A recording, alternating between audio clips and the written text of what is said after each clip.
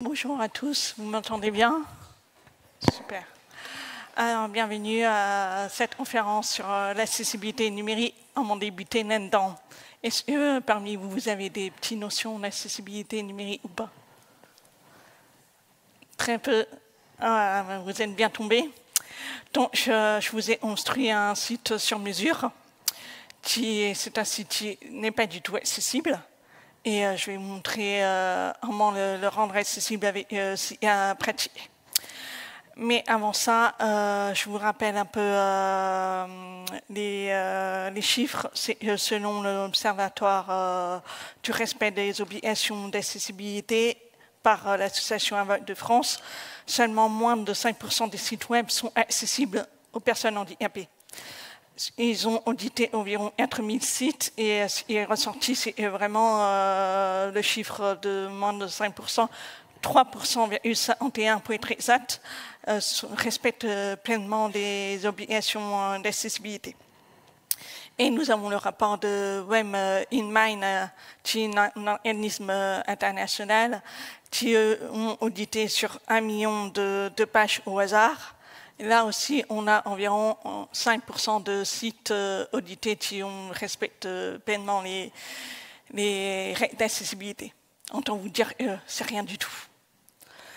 Alors, en France, nous sommes à même 12 millions de personnes qui sont concernées par le handicap. Et le rapport Web in Mind, on dit qu'en fait, il y a 6 erreurs d'accessibilité qui sont les plus courantes et qui sont facilement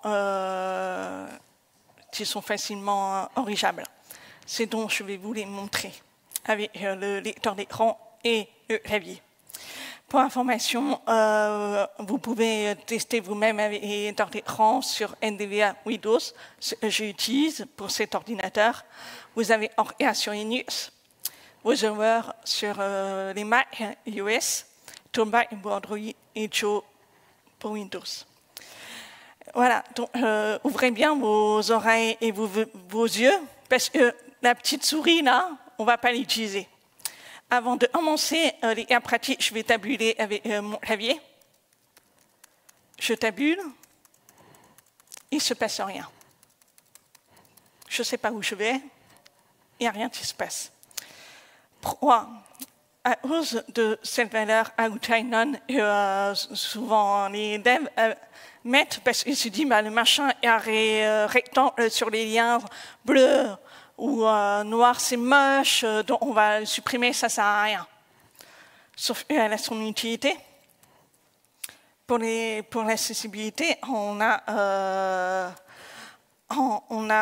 le lien qui s'affiche, et on a bien ce fameux outline qui s'affiche. Oui, c'est moche, mais on peut le styler, néanmoins, on voit où on va. Alors, il y a un autre moyen de styler, donc je peux styler autrement. Et donc, nous avons les fameux, on est sûrement la classe Hover. Le Hover qui est utilisé pour la souris, donc quand je vais naviguer avec ma souris, vous voyez bien les liens qui sont bien en avant. Donc, ça marche bien avec ma souris, sauf que moi, je ne vais pas utiliser ma souris, sinon c'est trop facile. Donc, je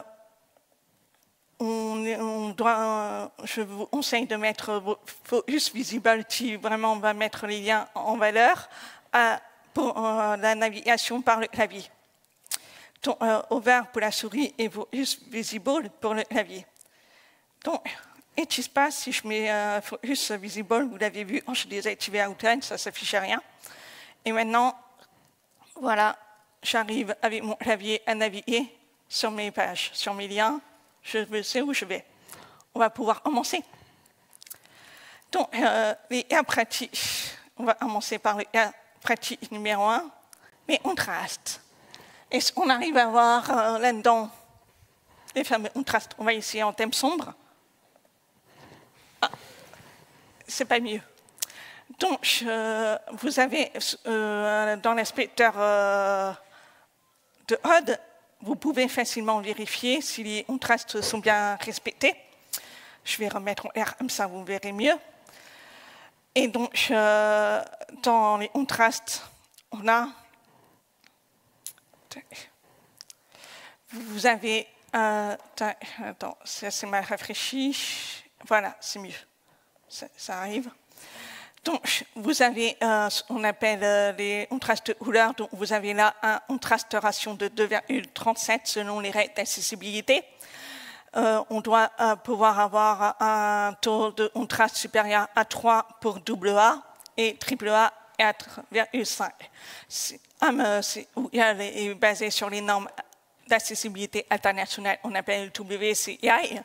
Et nous, en France, on a les normes d'accessibilité, on appelle RG2A. Je vous expliquerai dans quelques instants, mais on a les mêmes taux de ratio d'accessibilité. Donc, si je peux naviguer sur le roller PR pour voir en termes de contraste, tout de suite, c'est mieux. Et on voit bien, on a des checks qui s'affichent pour dire, voilà, je respecte bien les contrastes. Et vous avez tout un tas de sites qui existent. Vous pouvez choisir vous-même, faire vous-même vos palettes de couleurs. Et voilà, je mets la couleur du texte et la couleur du fond, et je veux modifier la couleur du texte parce que ce n'est pas suffisamment contrasté. Et je lui dis, je veux avoir les couleurs valides très proches de la couleur initiale, sauf que là, il ne me propose pas. Donc, je lui demande une nouvelle palette de couleurs valides. Et là, tout de suite, on voit mieux, le texte est plus visible. Le contraste a vraiment son importance. Maintenant, il y a pratique numéro 2. Nous avons, je vais utiliser le lecteur d'écran. Cas pratique visionneuse de parole démo à cas pratique numéro 2, bannière région choisir, navigation région. Cas pratique and degrees 1. Cas pratique and degrees 2. Cas pratique and degrees 3. On va essayer texte. Hors de liste titre niveau 2. Cas pratique and degrees 2. La langue. SCEKCE site est vocalisable dans la bonne langue. Est-ce que d'après vous, c'est compréhensible? On a cet accent chelou du lecteur d'écran. Pourtant, mon site est en français. On voit bien le texte est en français. Mais pourquoi mon lecteur d'écran est vocalisé avec un accent chelou?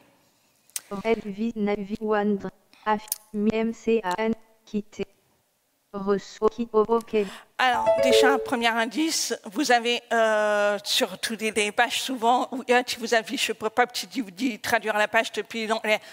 Et mon site est en français. Donc déjà, premier indice, si vous n'utilisez pas les lecteurs d'écran, vous avez ce petit pop-up qui s'affiche à chaque fois. Alors, comment enrichir ça? C'est facile.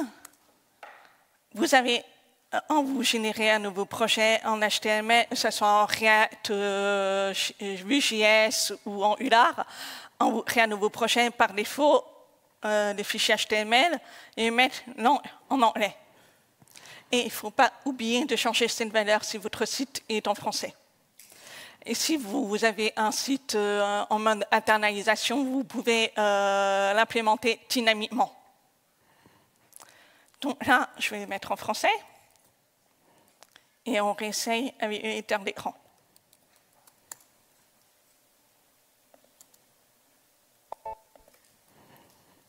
Cas pratique, cap bout hors de visiter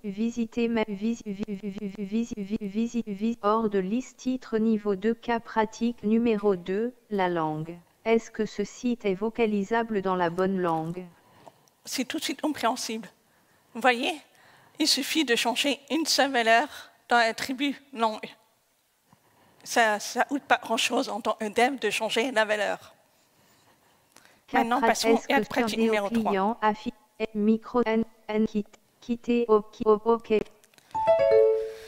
Maintenant, je vais vous demander de faire preuve d'imagination. Les images, je ne vais pas vous afficher tout de suite les images, sinon ce sera trop facile. Mais faites preuve d'imagination de ce que le lecteur d'écran va vous vocaliser.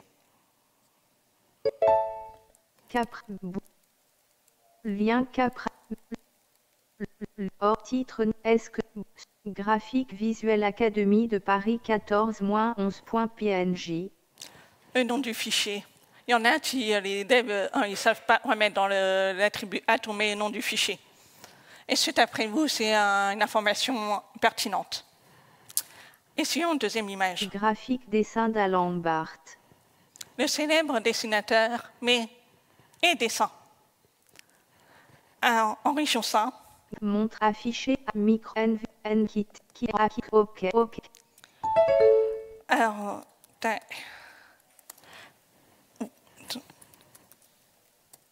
donc là, on a l'attribut alt, tout le monde en est. Et donc, en fait, il ne faut jamais mettre le nom du fichier parce que ce n'est pas une valeur pertinente. Si votre image est purement décoratif, vous laissez l'attribut alt tout simplement vide. Sinon, vous décrivez l'image, la fiche en question, pour que ça soit correctement restitué. Je sais, on en parle beaucoup sur les réseaux sociaux en disant, voilà, il faut décrire les images. Et il y a une raison à cela. Il y a même beaucoup de personnes malveillantes qui vont sur Internet. Et si on ne décrit pas les images, les informations ne leur sont pas accessibles. Titre, est-ce que ce bouton affiché ce bouton graphique communiqué de l'Académie de Paris datant du samedi 14 novembre, un point de situation graphique l'ouverture des établissements scolaires et universitaires lundi, en Île-de-France, sera communiqué. Graphique ce samedi en fin de journée. Et voilà. Donc là, on a la première affiche, tout de suite, on a l'information. La deuxième. Graphique dessin d'Alan Barth titré Budget 2025 et motion de censure. On y voit deux personnes caricaturées. Graphique Macron et son nez long comme Pinocchio et son Premier ministre avec de grosses lunettes. Graphique ministre a les bras écartés protégeant Macron, accroupi les mains sur sa tempe, face à une flopée. Graphique de flèche motion de censure. Macron tout ému dit « Oh !» Olivier. Avec des cœurs dessinés, graphique au-dessus de lui. Le dessin est sous-titré « Le PS a décidé de sauver le gouvernement macroniste ». Et voilà, vous avez l'image en tête? C'est sympa. On va voir ce que ça donne.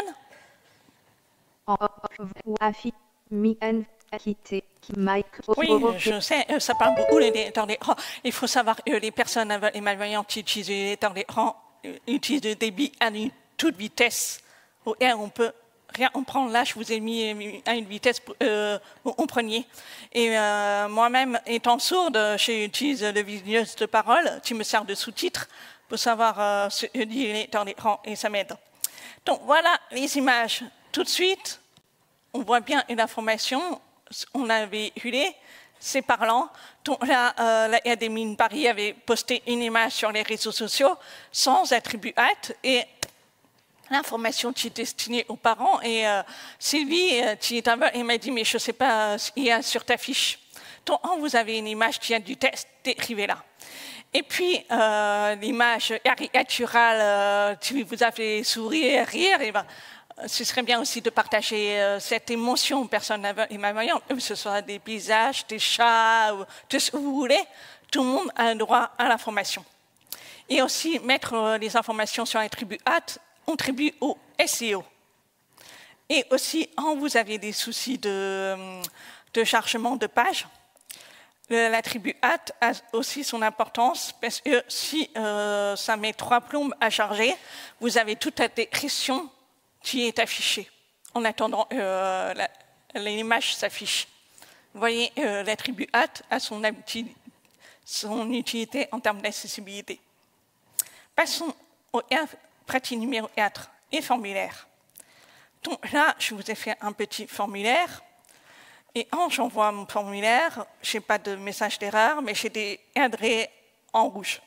Mais si je renseigne un champ, je renvoie mon formulaire, ça passe tout de suite au vert. Il y a une règle en RG2A qui dit que l'information ne doit pas être véhiculée uniquement par la couleur. Et pour cause, les personnes daltoniennes ne seront pas en mesure de savoir ce qu'il est faux et ce qui est vrai. Donc, c'est important de mettre des messages d'erreur, de mettre des icônes pour montrer le champ est valide ou pas. Et aussi avec un lecteur d'écran.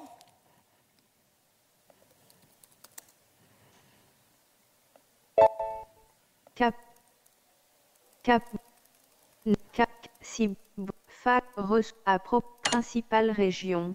Vous avez une question. Veuillez remplir ce formulaire. Groupe. Édition vide. Édition vide. Édition vide. Édition multiligne vide. Envoyer bouton.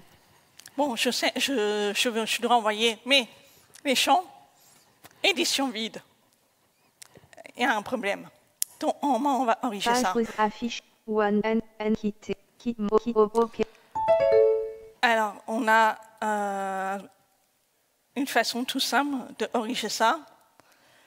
Vous avez input qui est là avec mon type texte et mon ID qui s'appelle texte prénom.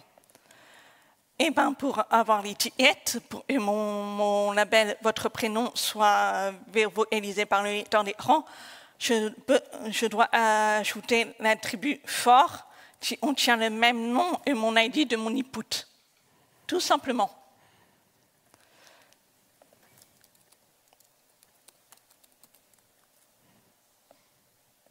Et donc là, je vais les mettre dans tous les labels.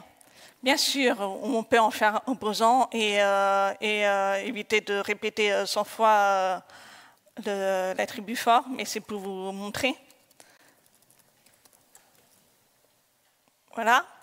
Et deuxième chose, on avait dit qu'il y a eu un souci de couleur, donc en JavaScript, je vais lui dire, en plus de mon attribut fort, deux choses. Je vais lui dire, voilà, je vais afficher mon icône en fonction de ma réponse. Et je lui attribue mon icône à un attribut ARIA hidden, qui est donc les fameux attributs HTML ARIA dédiés à l'accessibilité. Je vous expliquerai d'ici quelques instants. Et je lui dis en fonction de ma réponse, je lui affiche une icône check ou une icône croix. Et aussi, quand j'ai des erreurs, je dois pouvoir être vocalisé les erreurs. Du coup, dans mon input, je lui attribue l'ARIA discrete by, qui est un autre attribut ARIA, qui contient le même nom de mon ID et qui va permettre de vocaliser le champ. Votre prénom doit être renseigné. On va voir comment ça se passe. J'ai enregistré. Oui. Hop.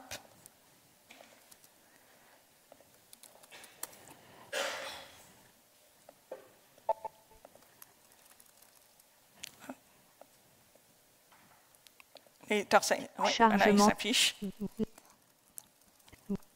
À principale région, vous avez une question. Veuillez remplir ce formulaire. Groupe, votre prénom édition vide. Votre nom édition vide. Votre email édition vide. Votre message édition multiligne vide. Envoyer bouton. Et voilà, mes champs, ils sont bien vocalisés. Donc, tout de suite, grâce à l'attribut fort, j'ai bien l'information. Cas pratique numéro 4, le formulaire, démo accessibilité numérique, Microsoft Edge Région. Localhost, 5173 indique dialogue, vos champs ne sont pas tout remplis. OK bouton 1 sur 1. Cas pratique numéro 4. Votre prénom édition entrée invalide, le champ votre prénom doit être renseigné vide. Et voilà, j'ai bien l'information. Votre nom édition entrée invalide, le champ votre nom doit être renseigné vide. Panel panel OK. Et voilà, et du coup, j'ai bien les erreurs qui sont bien vocalisées, j'ai bien aussi les icônes qui sont affichées. Et du coup, si je renseigne mon prénom, qui va passer au vert. Voilà, j'ai bien le check et de haut, j'ai bien les informations qui sont correctement vocalisées et lisibles. Et aussi, vous avez là, j'ai mis 2 attributs qui s'appellent ARIA invalide, fausse. Tu vas me dire, voilà, vous avez entendu tout à l'heure avec le lecteur d'écran qui disait entrée invalide. C'est grâce à l'ARIA invalide, ancien trou, il va te dire entrée invalide. Là, c'est faux, donc il ne va pas dire entrée invalide. Et j'ai eu l'erreur, votre nom doit être renseigné. Et bien, vous voyez, j'ai bien le champ votre nom doit être renseigné avec mon ID erreur nom. Et j'ai associé à mon input grâce à la valeur ARIA discriminate by. Et voilà, j'ai mon formulaire qui est accessible aux personnes aveugles et malvoyantes et aux personnes daltoniennes. C'est navigué par le clavier. Tout va bien.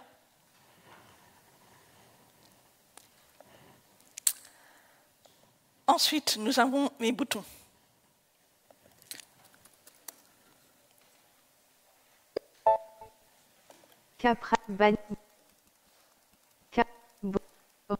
Principale région, veuillez choisir votre moyen de paiement, groupe bouton.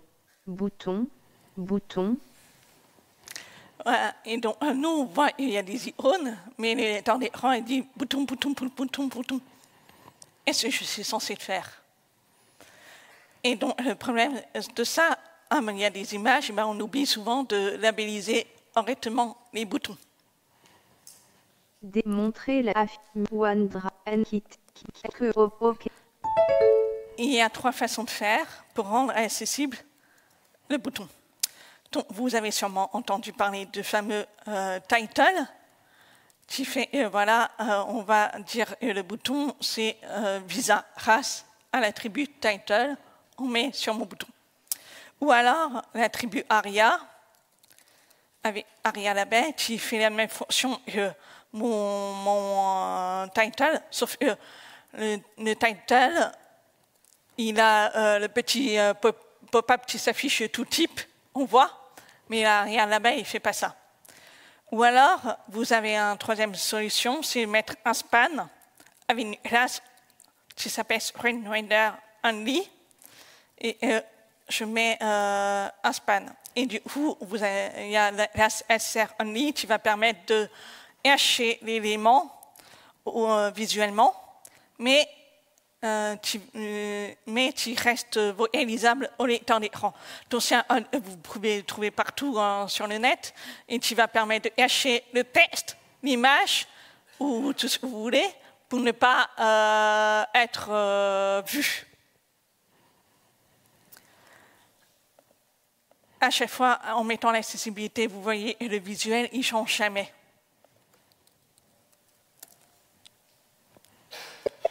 Cas pratique, principale région, veuillez choisir votre moyen de paiement, groupe Visa bouton. Et on a 2 types Visa bouton qui s'affichent. Mastercard bouton, PayPal bouton. Voilà, on a 3 façons de faire qui fonctionnent et qui sont bien restituées par le lecteur d'écran. Ensuite, il y a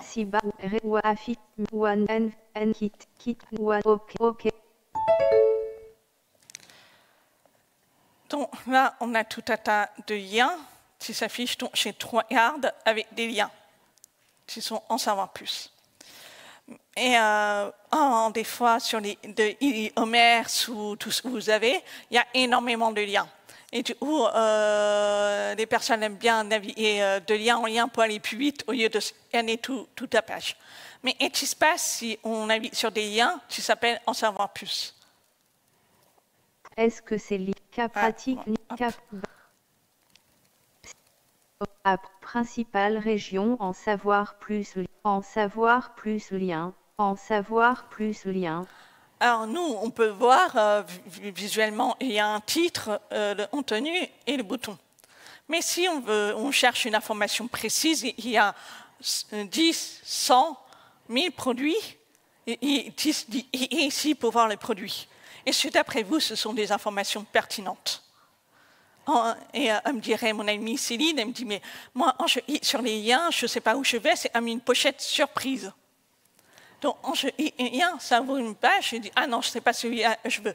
Je réessaye un autre, je ne sais pas celui-là, je veux, etc. Et on perd énormément de temps. Alors, d'où la pertinence de labelliser les boutons et les liens correctement. Bien sûr, si vos boutons ou vos liens sont déjà explicites, vous n'avez pas besoin de le redéfinir autrement. Mais là, c'est des images ou des textes non explicites, c'est important de les expliciter.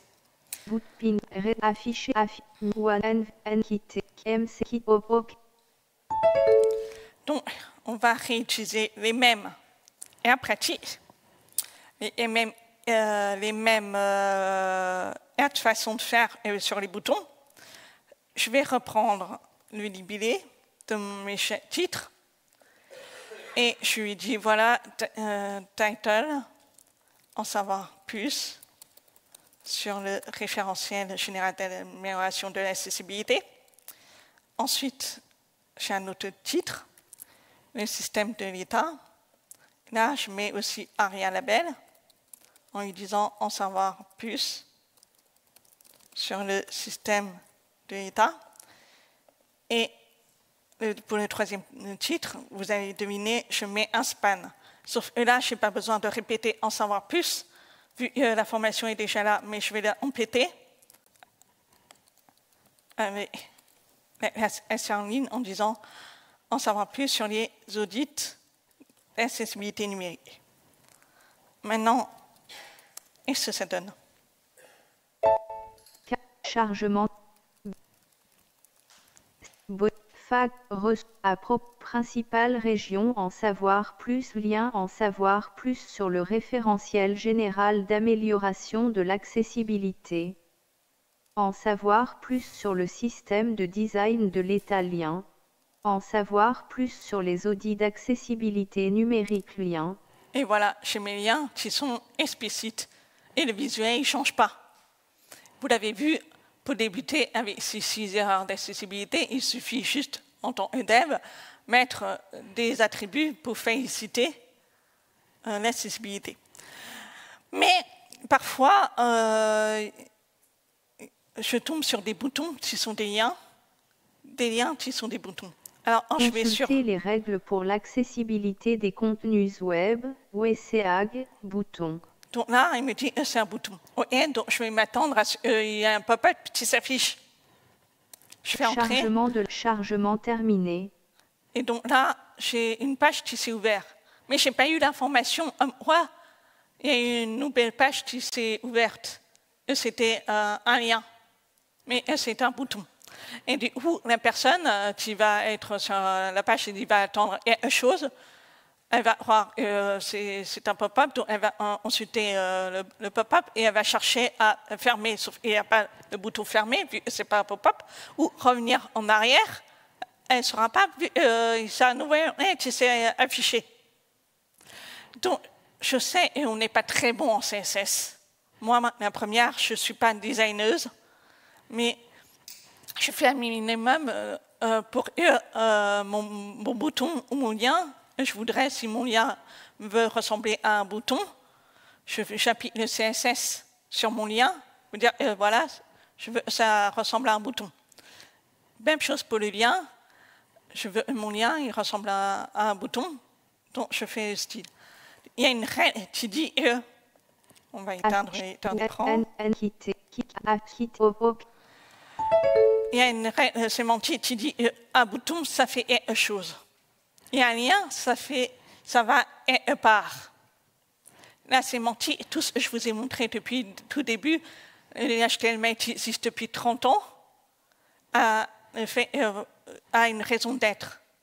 La sémantique, en respectant la sémantique HTML, permet de respecter l'accessibilité. Et ces CA pratiques, je vous ai montré, c'est vraiment les CA les plus fréquents, on trouve sur les sites internet qui ont des défauts d'accessibilité. Ce sont des CA simples, certes, mais faciles à appliquer. Évidemment, on passe à des interfaces plus riches, plus compliquées, comme les listes déroulantes, comme les pop-up, comme autre chose.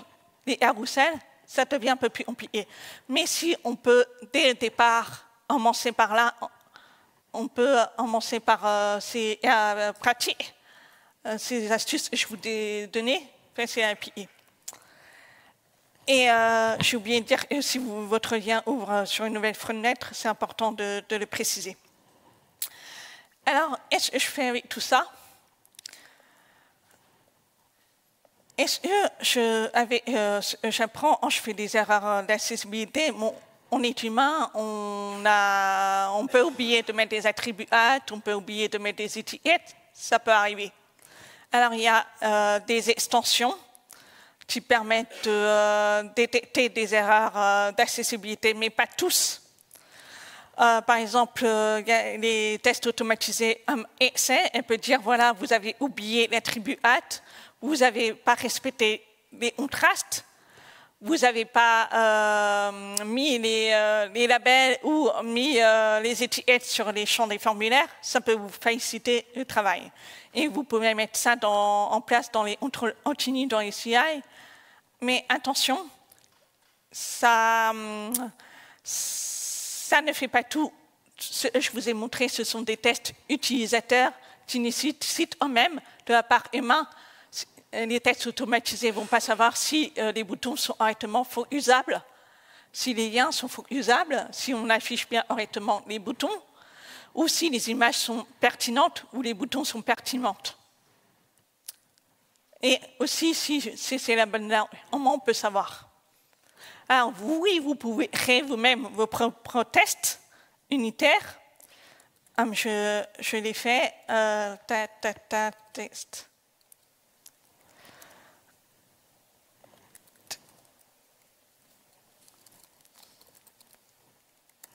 J'ai créé mon propre test pour la langue en me disant, voilà, j'ai bien mon test qui permet d'être de dire, oui, ma page est réalisable dans la bonne langue.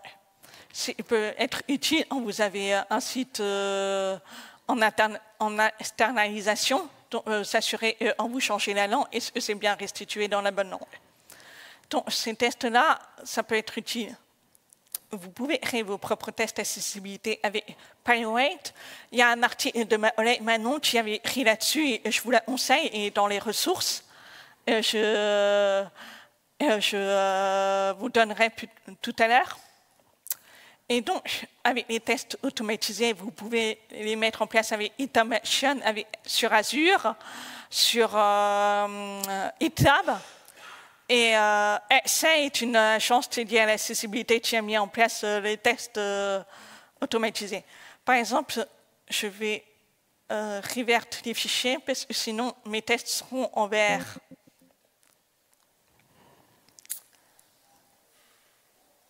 Hop. Et donc, si je lui dis sur mon test automatisé, de regarder la pratique numéro 4, on tient les attributs, le formulaire. Tout de suite, il va me dire, attention, il manque l'attribut fort, parce que chaque forme doit avoir son label. Donc, il faut mettre un attribut fort. Ça peut vous aider à gagner du temps. Et aussi, vous pouvez faire des vérifications avec le pull request. Je n'ai pas mis en clair. Vous voyez quand même? Non. Hop.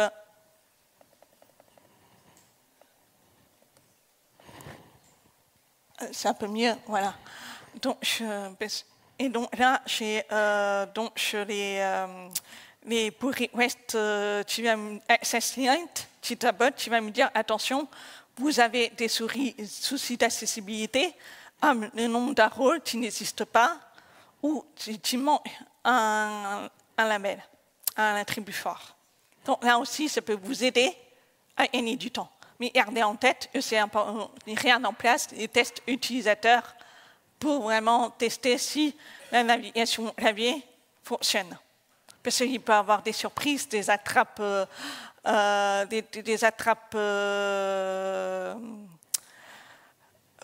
ne sais plus l'expression, et du coup, tu te retrouves piégé, tu ne peux plus sortir. Dans le cas où, l'autre jour, j'ai eu un client qui m'a affiché avec le clavier et sans prévenir, un pop-up d'image s'est affiché. Et ensuite, pour sortir de là, il fallait faire tout le tour. Et quand je suis sortie, je suis revenue au début de la page. Pas moyen de continuer. Donc, et ça, les tests automatisés ne peuvent pas détecter ce genre de problème. C'est important aussi de vérifier ça. Bien sûr, vous pouvez demander à vos testeurs UA qui peuvent aussi faire ce travail de clavier et lecteur d'écran. Mais aussi, en tant que dev, ne prenez pas tous l'habitude d'utiliser tout le temps la souris. Il y en a qui utilisent le clavier juste pour gagner du temps.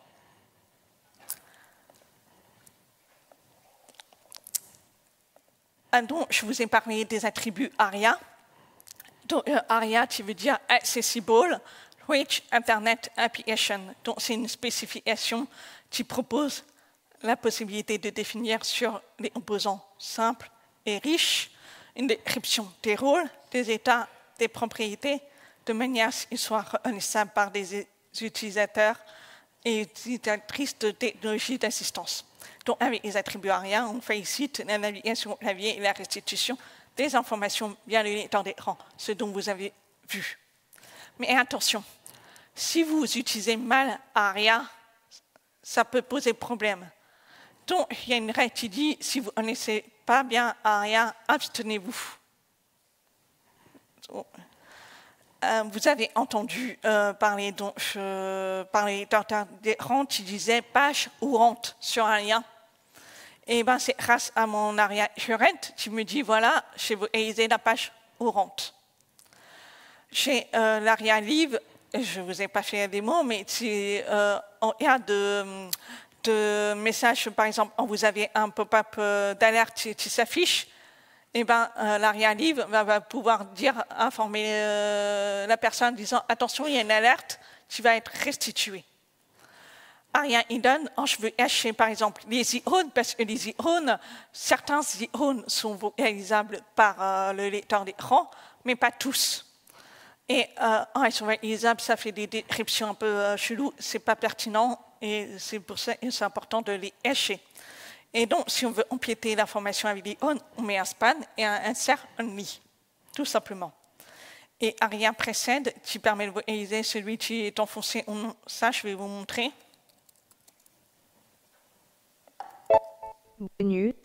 Bonus, navigation, choisir votre thème d'affichage groupe bouton bascule non enfoncé sombre. Navigation, choisir, enfoncé. Bouton bascule non enfoncé clair, enfoncé. Voilà. Et ça, j'ai joué avec ARIA précède. J'ai fait avec un script, JavaScript, pour stimuler si à chaque événement, je change ma valeur. Donc ça, ce sont des choses faciles à faire. Montre ou affiche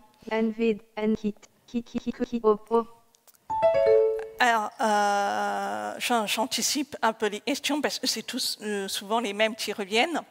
Alors, SNJ, la réglementation, vous avez sûrement tous entendu parler de cette fameuse échéance qui a lieu le 28, c'est demain, qui dit à partir de demain, les sites de e-commerce, de services de consommateurs, ils doivent répondre aux obligations d'accessibilité. Mais il faut savoir que la loi, elle existe depuis 20 ans, depuis le 11 février 2005. Depuis 20 ans. Et aujourd'hui, 5% des sites sont accessibles. Alors, au départ, on avait l'article 47 qui disait que l'obligation d'accessibilité était étendue aux services en ligne de l'État, les collectivités territoriales et les sites publics qui en dépendent. Ensuite, on a l'article 116 on a étendu l'obligation d'accessibilité aux organismes délégués d'une mission de service public et les entreprises privées à partir de chiffres d'affaires en France d'au moins de 250 millions d'euros. Et en 2003, on a ajouté l'obligation d'accessibilité aux services des consommateurs, téléphonie, médias audiovisuels, e-commerce, bancaire, transport, ainsi aux entreprises privées ayant au moins 10 employés et un chiffre d'affaires supérieur à 2 millions d'euros. Et ça on sert, et l'échéance est à partir de demain, et vous avez jusqu'en 2030 pour vous mettre en conformité. Sinon, il y a des amendes qui sont à partir de 5 000 €, non, pardon, 15 000 €, jusqu'à 50 000 €. Et selon les typologies de services, c'est contrôlé soit par l'ARCOM, soit par les DFF, CCF, enfin les trucs de consommateurs qui sont amenés à être contrôlés par ces organismes. Et toute personne qui ont des soucis d'accessibilité peuvent saisir, envoyer un message à l'ARCOM ou au DCIF qui va être amené à vérifier oui ou non votre site respecte les obligations d'accessibilité ou pas. Et dans ce cas-là, il sollicite et vous met un premier avertissement, voire 2, jusqu'à une amende. Donc, et pour ça, pour éviter ça, nous avons un référentiel d'accessibilité, on appelle le RC2A, le référentiel général d'amélioration de l'accessibilité qui est basé sur les normes internationales, WCAG, Web Content Accessibility, WIN9, qui comporte une centaine de critères d'accessibilité, qui permet de rendre accessible le site web. Et je l'admets, une centaine de critères, c'est énorme. Mais en même temps, ça ressemble à l'ensemble des besoins des personnes handicapées pour s'assurer que votre site est accessible. Et vous avez sur le site du gouvernement des critères, des explications sur comment fonctionnent les critères et comment le faire. Vous avez des grilles de système, des composants avec de code pour vous aider.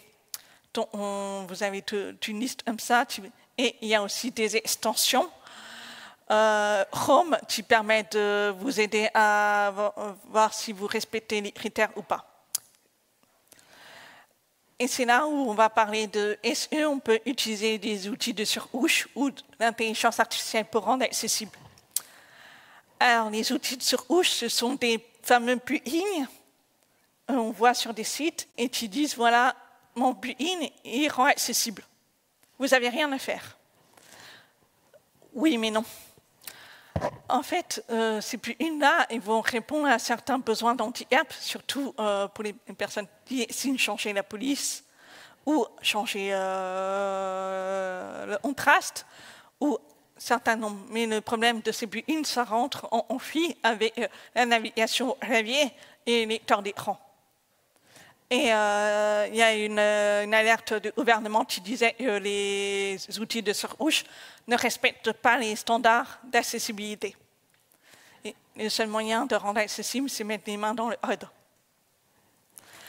Ou alors, on peut solliciter l'intelligence artificielle pour rendre accessible, lui demander des exemples de HUD.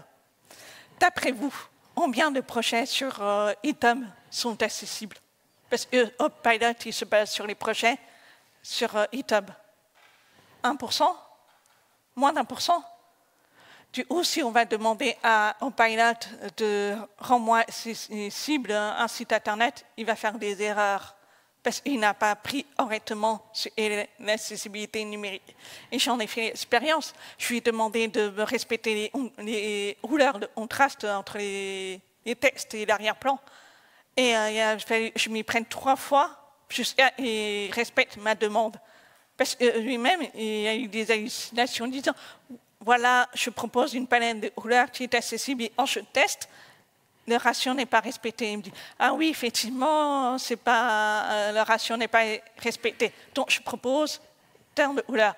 Donc je me suis repris plusieurs fois. Et les éléments n'étaient pas usables. Enfin, des exemples de HUD qui ne fonctionnent pas. Donc il y a beaucoup de travail pour qu'on puisse demander à l'intelligence artificielle de nous aider. L'intelligence artificielle, un pilot, il nous est utile, il nous sert un outil, mais il n'est pas du tout bon en accessibilité numérique. Peut-être dans quelques années, je ne sais pas, je ne suis pas visionnaire, mais dans tous les cas, aujourd'hui, ce n'est pas possible. Et à quel moment on doit prendre en compte l'accessibilité numérique dès le début du projet? Donc, ça commence même avant qu'on soit le produit. Si vous êtes en période de réflexion sur un projet, sur un nouveau site Internet, pensez à prendre en compte l'accessibilité. Pour que la charte graphique soit pensée, la charte graphique soit avec les couleurs accessibles, on pense à l'UX design, qui soit pour que la navigation soit fluide, parce que le but de l'accessibilité numérique, c'est de ne pas rencontrer des obstacles. Donc, l'accessibilité numérique est pensée tout au début. Parce que si on y pense et à la fin, on est obligé de tout casser et revoir des pages. Et ça devient plus compliqué. On se dit, bon, ben, c'est trop compliqué, tant pis, on verra ça à la prochaine version. Et ça vous reviendra plus cher que de faire au début.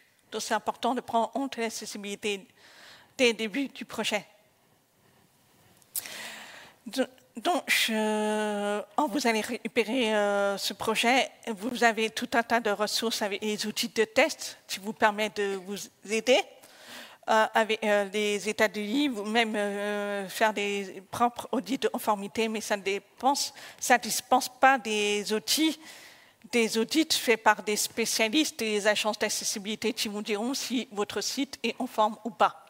Mais ça peut vous faire un pré-audit pour vous dire, pour éviter des allers-retours avec les agences et faire les déclarations d'accessibilité. Et au moins, vous pouvez anticiper les erreurs d'accessibilité avec toute une liste de tests. Et vous pouvez vous renseigner auprès des spécialistes sur l'accessibilité numérique. Je vous invite fortement à aller voir le site sur Dataland et Sinus Institution, qui permet de montrer ce rencontre les personnes handicapées sur Internet. Voilà, chez les personnes, par exemple, qui ont la maladie Parkinson, qui ont la main qui tremble énormément, et si elles utilisent la souris, ben, ça tremble tellement, et pour aller à ce bouton, c'est un peu compliqué. Voilà. Donc, et du coup, elles vont utiliser Réveiller pour naviguer. Donc, c'est vraiment une référence, et vraiment, c'est important.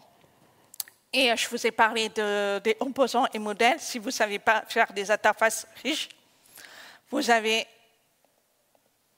un peu, j'ai normalement un thème R et un bar.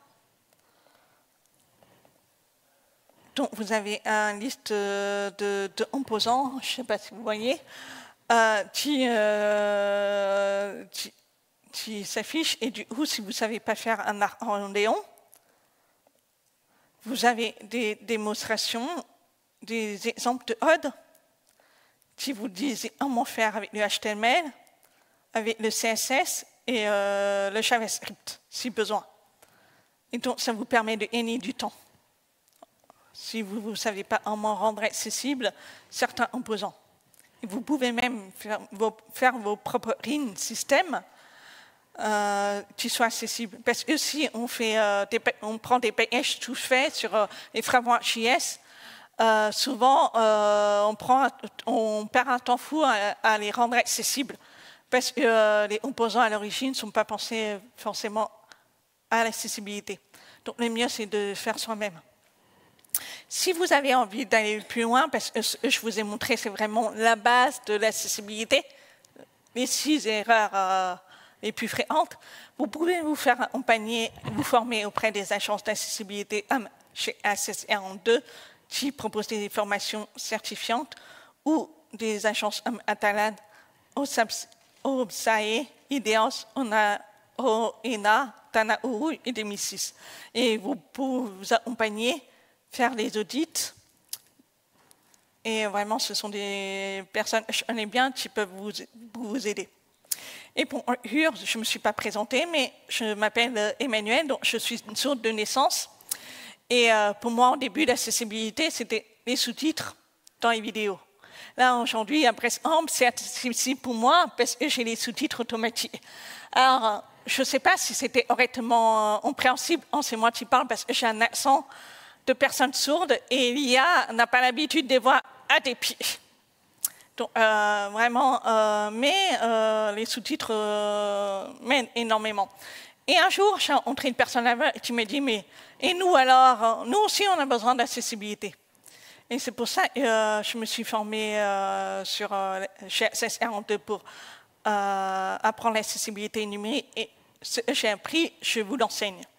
Et je lutte pour un web inclusif, meilleur pour tout le monde. Je travaille en tant que développeur chez Shodo. Vous avez sûrement entendu parler, on était 15 orateurs et oratrices à intervenir chez Brest Amp. Shodo est vraiment une ESN. Et on est bien chez Shodo parce qu'on fait des formations sur le craft, sur les TDD. Pour ma part, je dispense au sujet de l'accessibilité. Donc, si vous avez des questions, besoin d'accompagnement, n'hésitez pas. Merci beaucoup. Vous trouverez vos sources. Si vous avez des questions, vous avez Slido et n'hésitez pas à donner votre avis. Merci beaucoup.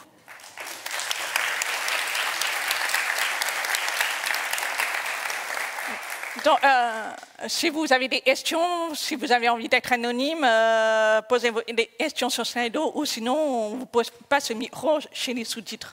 Vous voulez. Après, je vous dis, il n'y a pas de questions bêtes. N'ayez pas peur. Bonjour, merci, c'était très bien. Je fais beaucoup de conf en ce moment, donc celle-là, elle était vraiment très très bien. J'ai une question. On parle souvent de l'accessibilité du numérique. On entend par là souvent le web, mais on parle peu des apps ou des softwares. Est-ce que du coup, il rentre en compte dans la RGAA ou est-ce que ça compte que les sites web? Non, le RG2A on porte les sites web, les sites intranet, extranet et intranet.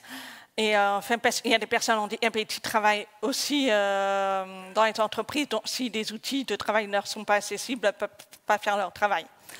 Et aussi, on a l'obligation de rendre accessibles les applications mobiles. Et c'est vrai, on parle beaucoup de RG2A. Et on a un référentiel qui s'appelle le RAM, qui est donc, forcément, je tape RAM.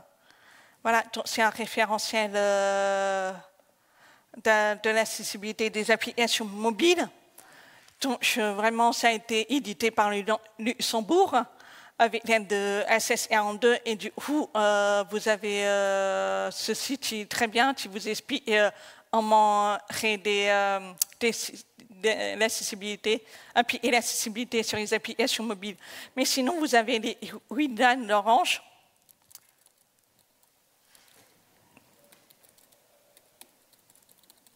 Qui sont très bien et qui vraiment, ils sont à la pointe de l'accessibilité chez Orange.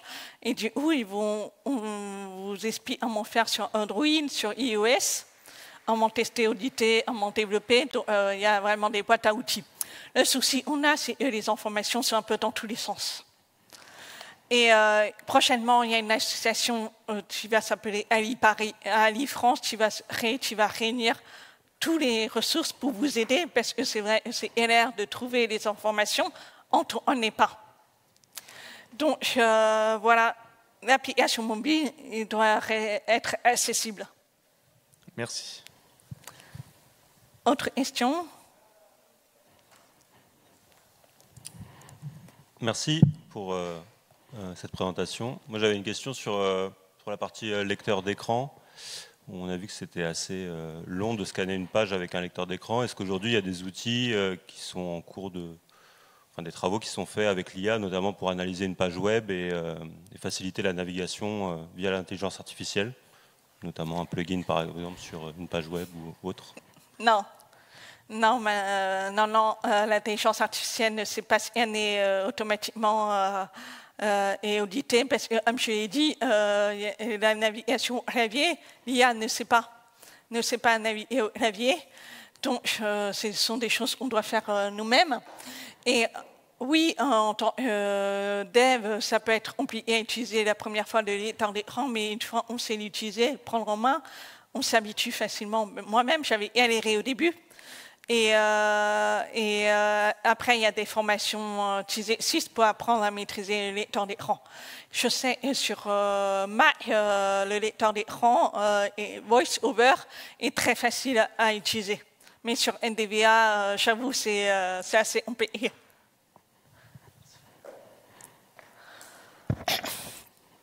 Je prends une dernière question parce que j'arrive à la fin de cette conf. J'ai été très bavarde. Alors tout d'abord, merci pour la présentation, c'était intéressant. En fait, dans l'équipe, nous, on délègue plutôt la tâche de l'accessibilité à l'équipe QA. Et du coup, c'est eux qui vont utiliser un logiciel qui s'appelle Axe Accessibilité.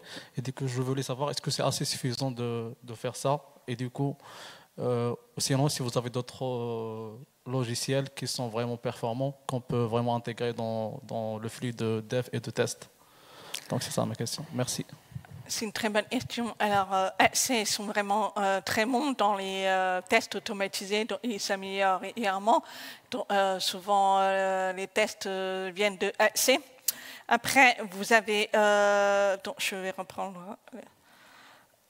Vous avez Lighthouse et Placeweight, tu penses aussi à des tests automatisés. Mais, comme je l'ai dit, ça n'ouvre pas tout. Le problème, c'est qu'on ne peut pas détecter certains critères d'accessibilité. Et il y a des extensions éventuellement aussi qui peuvent aider à répondre à certains critères d'accessibilité. En tant que testeur, oui, on peut se baser sur des tests automatisés, mais c'est important aussi de tester avec le clavier et le lecteur d'écran pour s'assurer qu'on ouvre bien tout. Parce qu'on n'est pas à l'abri des erreurs d'accessibilité. Et rien n'est plus sûr qu'une personne qui teste soi-même. Oui, l'intelligence artificielle et les outils automatisés peuvent nous faciliter le travail, mais ça ne fait pas tout. Il faut s'en servir comme un outil. Et malheureusement, il n'y a pas de solution magique qui peut faire le travail à notre place. Je vous remercie d'être venu et de m'avoir écouté.